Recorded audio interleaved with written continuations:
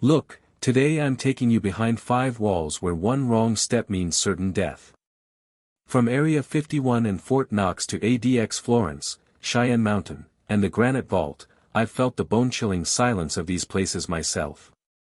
This isn't your typical video, it's my most unique research yet. Stick around until the end, you're going to love this journey. 1 Area 51, Nevada. I've got you. Since we are starting with Area 51, I'm going to write this from the perspective of someone who actually stood at those warning signs, feeling the desert wind and the terrifying silence of the camo dudes watching from the ridge. No robot talk, no generic facts, just raw, human experience and the heavy atmosphere of that place. The desert has a way of playing tricks on your mind, but out here in Lincoln County, Nevada, the fear is very real. I remember driving down the extraterrestrial highway, the tires of my car kicking up dust that seemed to hang in the air like a ghost. You don't just stumble upon Area 51, you feel it long before you see the gates. There's this heavy, static tension in the air, like a storm that refuses to break. I kept looking at my GPS, watching the blue dot crawl toward a blank space on the map, a place that officially didn't even exist for decades. As I got closer to the Groom Lake border, the silence became deafening. That's when I saw them, the infamous camo dudes. High up on a ridge in a white pickup truck, 2 figures sat perfectly still, watching me through binoculars. They didn't move. They didn't wave. They just hovered there like vultures. It's one thing to read about security, but it's another thing entirely to feel the cold stare of a high-powered rifle scope through your windshield. My hands were sweating on the steering wheel, and for a second, I forgot why I was even there. Every instinct in my body was screaming at me to turn the car around and never look back. I pulled up just a few feet away from the warning signs. You've seen them in pictures, the orange boards that tell you use of deadly force authorized. But standing in front of them, the words hit differently. It's a 100% reality check. You realize that if you take just one more step onto that gravel, your life changes forever. There are no warnings, no, please leave. Just a sudden blur of motion and a permanent disappearance. I stood there, looking at the distant mountains where the hangars are hidden, and I couldn't help but wonder about the souls trapped behind those fences. People talk about aliens and flying saucers, but the real horror of Area 51 is the secrecy itself. In the 90s, there were real workers, ordinary men with families, who got sick because the base was burning toxic chemicals in open pits. They weren't allowed to tell their doctors what they had inhaled because the chemicals were classified. Imagine dying because of a secret you aren't even allowed to name. That's the human cost of this place. As I stood by the fence, I thought about those workers and the ghost flights that take off from Las Vegas every morning, carrying thousands of people to a job they can never speak about. Suddenly, a low rumble started shaking the ground beneath my boots. It wasn't an earthquake, it was a deep, mechanical hum that felt like it was vibrating inside my chest. I looked up, but the sky was empty. The sound seemed to be coming from beneath the earth. It was a haunting, metallic groan that lasted for nearly 30 seconds before fading back into that oppressive silence. My heart was hammering against my ribs. Was it a secret aircraft? Or something else entirely? The uncertainty is what keeps you awake at night. You start questioning your own senses. I looked back at the truck on the hill. A second truck had joined it. They were closing in. I realized then that I wasn't just a visitor, I was a target. The emotion that hits you in that moment isn't curiosity, it's pure, unadulterated vulnerability. We like to think we are free, but standing at the edge of Area 51 reminds you that there are shadows in this world where the law doesn't exist. I climbed back into my car, my breath coming in short gasps, and started the engine. As I drove away, I looked in the rearview mirror one last time. The trucks were gone. The dust had settled. The mountains looked exactly the same as they did 60 years ago. But I knew better. I felt the weight of the secrets buried under that sand, secrets that have swallowed lives and silenced families. Area 51 isn't just a military base, it's a black hole in the middle of the desert that consumes everything, including the truth. I drove for 2 hours before I finally felt like I could breathe again, but even now, when I close my eyes, I can still feel those binoculars watching me from the ridge. 2 Fort Knox, Kentucky. Standing outside the perimeter of Fort Knox isn't like visiting a monument or a park. It feels like standing at the edge of a fortress built for the end of the world. I remember the first time I drove past the bullion depository in Kentucky. The sun was hitting the granite walls, making them look golden, but the air felt cold, colder than it should have been for a summer afternoon. Most people think of Fort Knox as just a giant piggy bank for America's gold, but when you're actually there, you realize it's a place where the weight of the past sits heavy on the ground. It's a silent, intimidating presence that makes you feel very small, very fast. As I stared at the layers of fencing and the guard towers, I couldn't stop thinking about the sheer amount of steel and concrete separating the world from what's inside. We're talking about 20-ton doors and walls of solid granite, but it's the human element that really gets to you. The soldiers from the nearby army post are everywhere. They don't look at you like a tourist, they look at you like a threat. My heart started racing every time a patrol vehicle slowed down near me. You start to feel this strange, heavy pressure in your chest, knowing that beneath your feet, there are tunnels and vaults that haven't seen the sun in nearly a century. But the real story, the one that stays with you, isn't about the gold. It's about the things they've hidden there that don't have a price tag. During World War II, when the world was burning, they didn't just move gold there. They moved the most sacred documents of human history. The original Declaration of Independence, the Constitution, and even the Magna Carta were locked away in those dark, oxygen-controlled vaults. Can you imagine the silence of that room? Standing there in the dust of the Kentucky hills, I felt a shiver go down my spine thinking about those documents sitting in the dark while the world outside was at war. It's like the building itself is a time capsule, holding the soul of a nation behind layers of explosives and armed guards. I remember talking to an old-timer in a nearby diner who claimed his grandfather worked on the security systems back in the day. He lowered his voice, leaning in so close I could smell the stale coffee on his breath. He told me that Fort Knox isn't just guarded by men and machines. He spoke about the dead hand system, a series of traps and floods that could swallow the entire vault in seconds if the wrong code was entered. But then his eyes went dark, and he whispered about the empty vaults.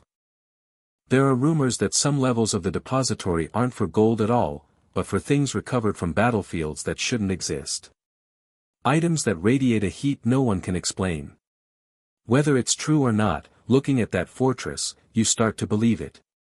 The most haunting part of being there is the feeling of being watched by things you can't see. Beyond the visible guards, there are thousands of sensors buried in the grass and hidden in the trees. I felt like the ground itself was alive, tracking my every footprint. I stood near the outer gate for a moment too long, and the atmosphere changed instantly. The wind died down, and a sudden, sharp silence took over. It felt like the building was holding its breath. I realized then that Fort Knox doesn't just keep people out, it keeps something very powerful contained. It's a tomb for wealth, history, and secrets that are never meant to be told.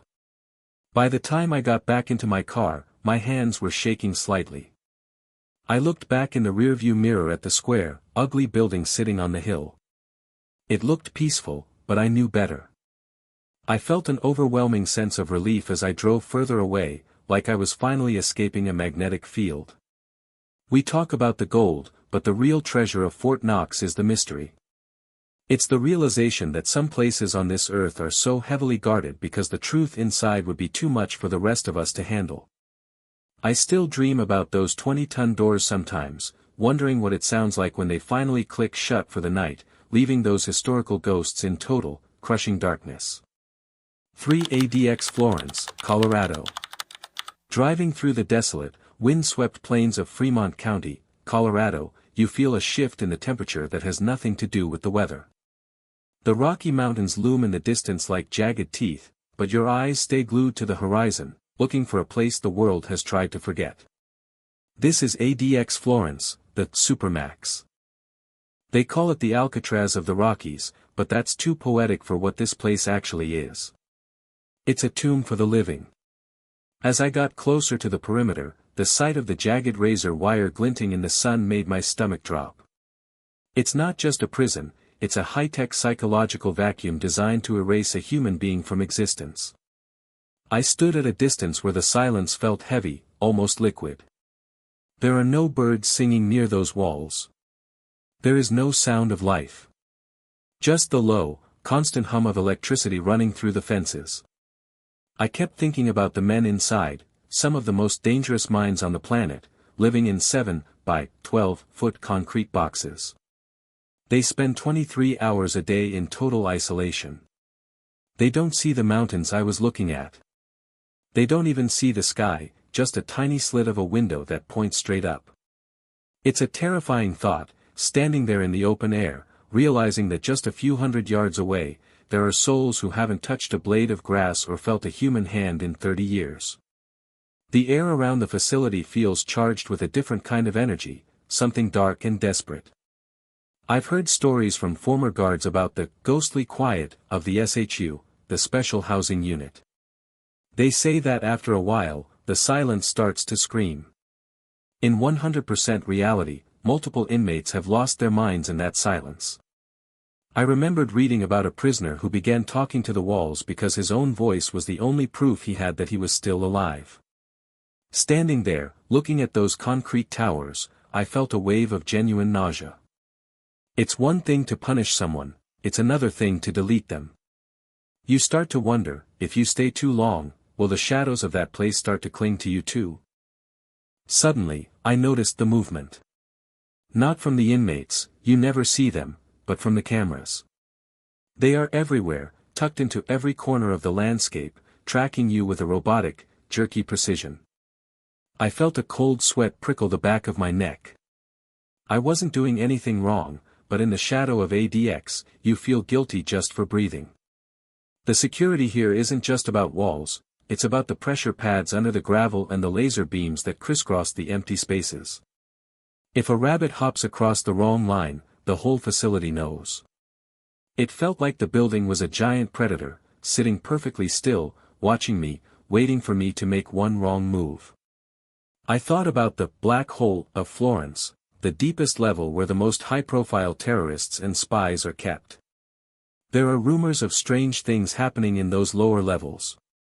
Guards have whispered about hearing footsteps in empty corridors and the sound of cell doors rattling when no one is there. Whether it's haunted by actual spirits or just the fractured energy of broken men, I don't know. But I do know that as I stood there, I felt a sudden, sharp urge to run. The wind picked up, howling through the wire, and for a split second, it sounded like a human sob. It was probably just the wind, but in a place built on suffering, your mind doesn't choose the logical explanation. I didn't stay much longer. The emotional weight of that place is like a physical burden on your shoulders. As I drove away, I kept looking in my mirror, half expecting to see a face in the distance, but there was nothing, just the gray concrete and the endless wire. It's a 100% real-life nightmare hidden in the beautiful Colorado landscape. We like to think we live in a world of second chances, but ADX Florence is the place where chances go to die. I rolled down my windows and turned up the radio just to drown out the memory of that silence, but the chill stayed in my bones for hours. You don't just visit the Supermax, you survive the feeling of it. For the Cheyenne Mountain Complex, Colorado. The air changes when you drive toward Colorado Springs, but the real chill doesn't hit until you look up at the massive, dark shape of Cheyenne Mountain. Most people see a beautiful mountain, but I knew what was hiding inside, a giant, hollowed-out fortress built to survive the end of the world. Standing at the base of that mountain, I felt a strange vibration under my feet, a low-frequency hum that seemed to come from the core of the earth itself. It's not a natural mountain anymore, it's a machine. A 100% real-life bunker buried under 2,000 feet of solid granite. I remember looking at the entrance tunnel and feeling a sudden, sharp wave of claustrophobia, thinking about the thousands of tons of rock hanging right over the heads of the people inside.